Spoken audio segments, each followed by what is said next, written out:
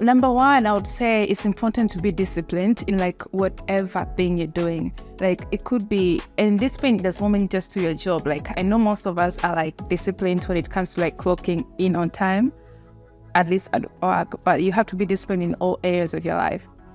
For instance, let's say if you want to stay fit, like you have to be disciplined enough to show up to the gym whenever you want to show up to the gym. Or if you want to like start a certain thing on the side, let's say if you want to start like a side business, or like if you have a hobby that you'd like to pursue, like drawing or anything like that, you have to be disciplined enough to set time aside for that.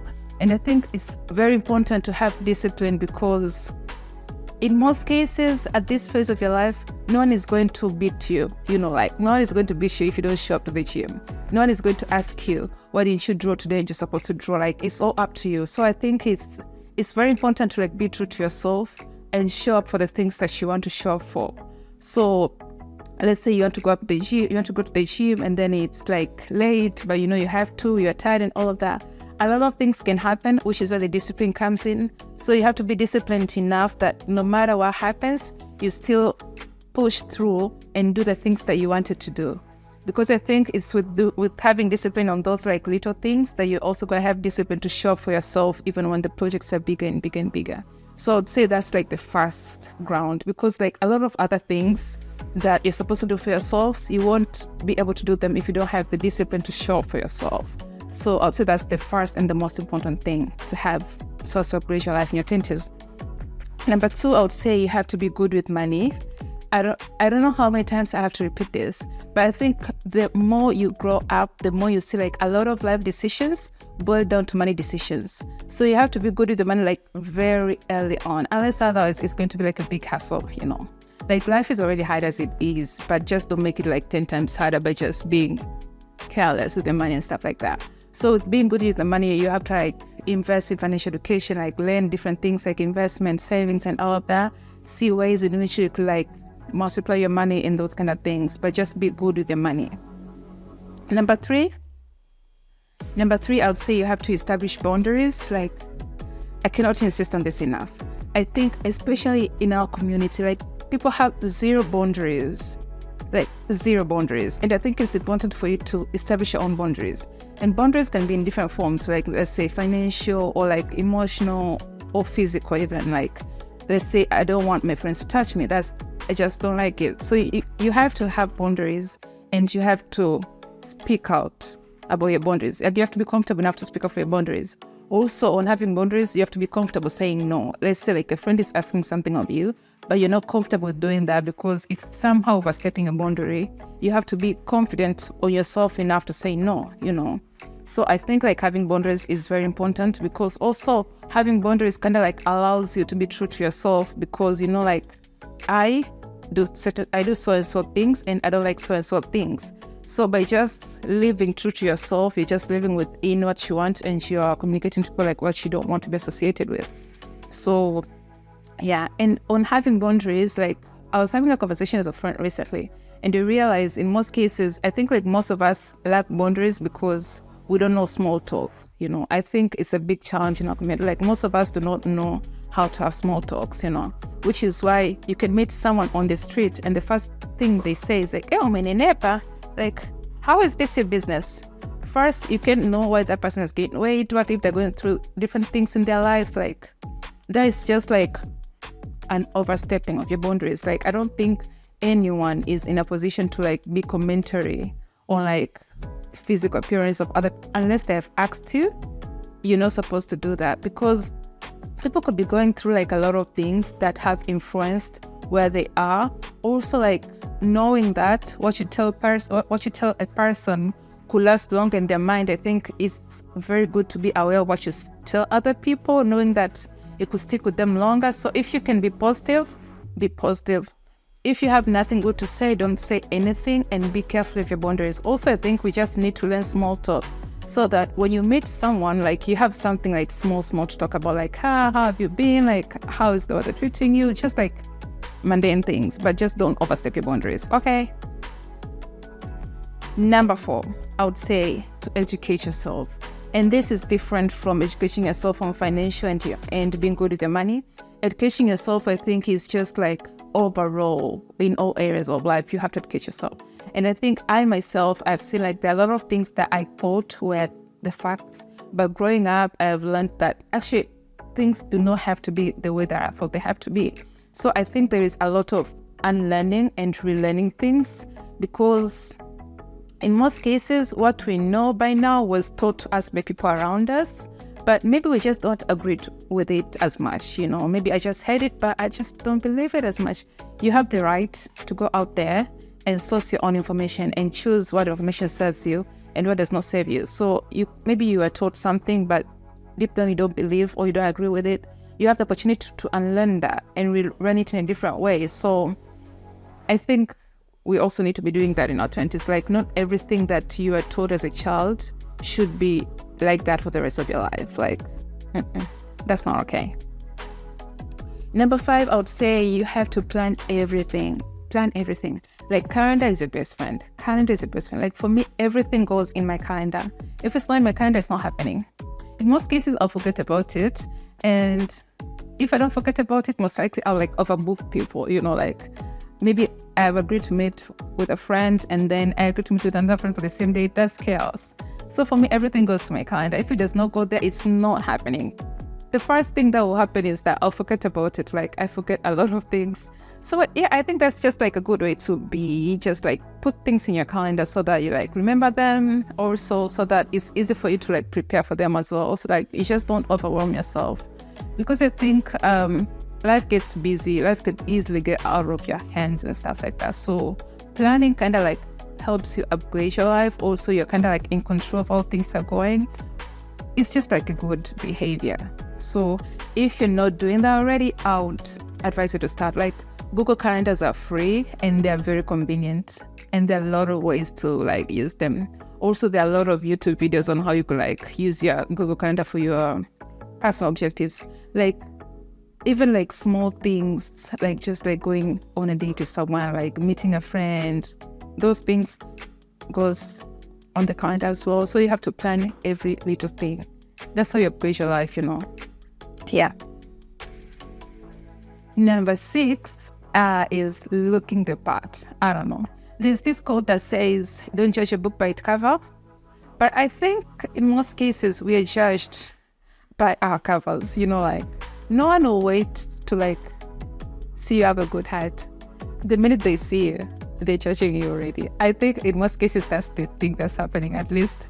Especially with like, most people are visual. Like, your heart, yes, it matters. Being kind, it matters. Having good manners matters. Like, all those small details matters. But I think you just don't have to overlook or like to ignore the fact that appearances also have a contribution on like places that you're going. So like, always like, and by appearances I don't mean like you have to wear makeup and stuff like that. No, that's not what I mean. What I mean is just like, you have to be as how you will be comfortable. Some days you're dressed in such a way that you're embarrassed to meet someone. That's not a good thing. Like, every day that you go out of your door, you have to be dressed in a manner that you're comfortable meeting anyone. If you feel like you're comfortable meeting anyone with what you're wearing, then you are like dressed perfectly well and you're presentable in your own way. Like, yeah, I know it's different for everyone, and some people would like to look the part as much, and other people just like to look like, there are different levels to this thing. But I think the most important thing to looking the part is you have to be comfortable with how you're looking and all of that, because your confidence also kind of displays in your appearance when you're like, and stuff like that. People can tell. So I think just like be comfortable and look the part in your own way. Number 7, I would say minding the business that pays you. This is crucial. Like, I think we just do not have time to be in everyone's business. Just like mind your own business. It saves you a lot of mental effort, your time, energy, and all of that. Also, I kind of like don't like negativity, at least for me. I think like being a negative person kind of like affects your mentality as well. So partly managing your business kind of like helps you to stay like in your zone, because the minute you start like nagging other people's business, I think that's also like an element of being negative, at least in my world. So I'd say like minding the business that pays you is just like a good behavior to have, especially if you want to like upgrade your life, because by just managing a business, you're giving yourself like more time to focus on yourself, to work on yourself, to notice the things that you need to change and stuff like that. Because I think when you start focusing on other people, you somehow like ignore yourself and you ignore your own development. You're so much focused on what they could have done better and you're not looking inwards. But when you're minding your own business, you kind of like force yourself to look inwards, which is where the growth comes in. Like, I think the best example on managing a business would have been Lori Harvey. That girl can mind her business. Like, the whole world will be talking about Lori Harvey, and Lori Harvey says nothing. That's the level like to aspire, I think. Unless it comes to managing a business, like you have to aspire to be like a Lori Harvey and botheredness, you know. But generally, it's just good because when you manage your own business, you kind of like get to know yourself much more. And with knowing yourself much more, you improve a lot of areas in your own life, which is a good thing. Number 8 is pick your friends careful. Like, there's this quote that says, no man's mind is an island. Like, no mind is a standalone island, you know. So like your mind is highly, highly, highly influenced by those that are around you. So you have to be like very careful with who you're allowed to be around you. Also, it's also important to remember that you have the right to allow people to your space and deny people access to your space. Like, not just because they want to be around you, they get to be around you. You also have the right to like vet, do I want this person to be my friend? Like, yes, they could want you to be their friend, but how do you feel around them? Does their presence elevate your energy or drain your energy? I think those are also like crucial things to know, because if every time we meet I'm drained, I'll start avoiding you like immediately. So I think like we have to be careful with who you're around. Also like be like watch your energy around people and see like, does they make me feel good? Because like I think it's important to be like around people who make us feel good about ourselves and stuff like that. Yeah. So be careful of people around you, because that also affects your mental. And I think in the short run, people could easily say like, no, I'm not influenced by other people. Me, I'm not doing this. But those things happen slowly, and day by day, you kind of like adapt the habits and the behaviors of the people around you. So yeah, that's what I'll say it. Next, I would say another way to level up is just like learning to let go. Like letting go is very important. And letting go could go like in a lot of areas. It could be like relationships, friendships, people, relatives, and all of that. Like the scope could be broad, but it's just like letting go. Letting go partly is like understanding that not everyone is supposed to be in your life forever. Also, partly is understanding that like life happens in seasons. So maybe there were people who served you very well in a certain season of your life, and maybe at this season that you are in, you're just not on the same level. It's okay to let them go. It's not like we are fighting, or it's not like I don't like you no more. It's just that we don't want the same things in life. And if me being with you and you being with me is not adding anything to any one of us, then like what are we doing, you know? Also like knowing that not everyone you grew up with is supposed to be with you for the rest of your life, you know. Like I'm not saying like you ignore people like out of nowhere, but if maybe you have been feeling like I've outgrown someone, but then you feel like guilty of letting them go because I've known them for so long and stuff like that, you don't have to feel guilty. Like things happen, life changes, and it's okay for us to like know people and let go of them, because like we'll keep on meeting new people anyway, and they'll meet new people and they'll like them just as much. Yeah. Also like relatives. I remember there's this like Vanessa Mdez video that was trending a while back. It was like, sometimes in your life you just have to accept that Atakama is your relative.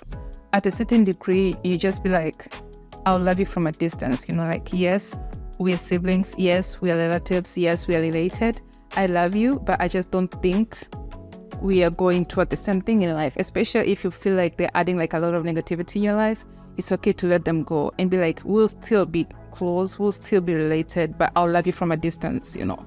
So that is also like okay. So but the main point in letting go is just like understanding that life happens in seasons. So you might have wanted different things in summer and now it's winter and you want different things, and it's okay to let your summer needs go and get what you want right now. Also on letting go, I think it's also can also play on like dreams. Sometimes you might want something so bad, and then you get it, and then you realize that I actually do not like this, and then instead of letting go, you start feeling guilty, like, but I've wanted this, like, like this is being ungrateful and all that.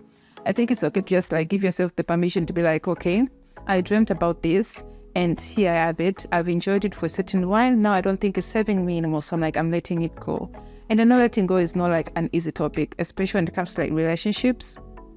For those who have dated for like a long time, people can just like hold to a relationship just because they've been there for a while, even though they see that it's not serving them anymore. And I think that's the wrong reason to stay. There is this Taylor Swift song, Know When It's Time to Go. And I think that's usually true like a lot of areas in our lives. In most cases, when you have to make change, deep down you know that I have to make this change. I have to let this go and like grow into a new thing. But a lot of things could be happening and you're like, but I don't want to let it go. But in your heart, you know that this is time to let it go. So I think like just let's follow our hearts, okay? And when it's time to let go, let's comfortably allow ourselves to let go and go on. The last topic number 10 on how to upgrade our 20s and level up would be like to heal. Like, heal, baby girl, heal, baby boy, heal, whoever you are. You need to heal.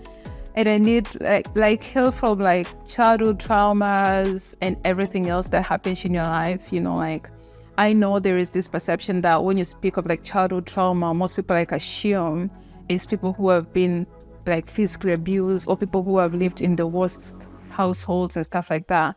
But trauma is not that, it can be that deep, but it's not just that, Trauma could also be resulted from just like, let's say like asking for cake from your parent and not receiving it, or like your parents always neglecting you, like not being there on time, or like your dad not showing up to your graduation. Like those small things could also like build up trauma, and then you'll be reacting different to different kind of things just because of like small things like those that happen in your life.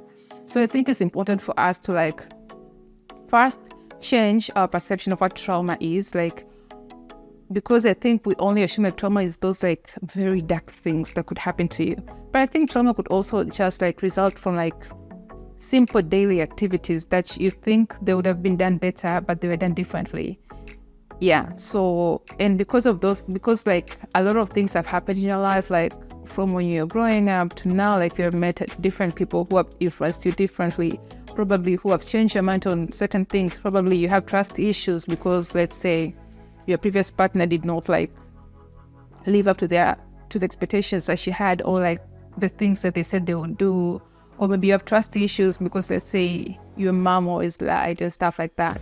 Like it could be like very simple things. And like African parents can lie for fun, like they're like, "Look, baby," and then just go away, And I think those things, as small as that, they can still give people childhood traumas and stuff. So the first thing would be like to change our perception around the subject and just like have conversations around it. Also, I think with having conversations around it, then you can kind of like see what could be bothering you. I mean, it's just like a window to like know ourselves more, and with knowing ourselves more and understanding what happened to us and what is happening and how we reacted and how we are reacting, we kind of like create that room to heal. If you can afford therapy, good for you, please do that. But if you can't, just start like getting aware with the conversations, like having conversations with friends, family, if you're comfortable, like anyone who you feel safe with. And I think you'll be on a good path. So that's it for this video, guys. Thank you for having me, and I hope you've had a good time, and see you on the next one. Bye.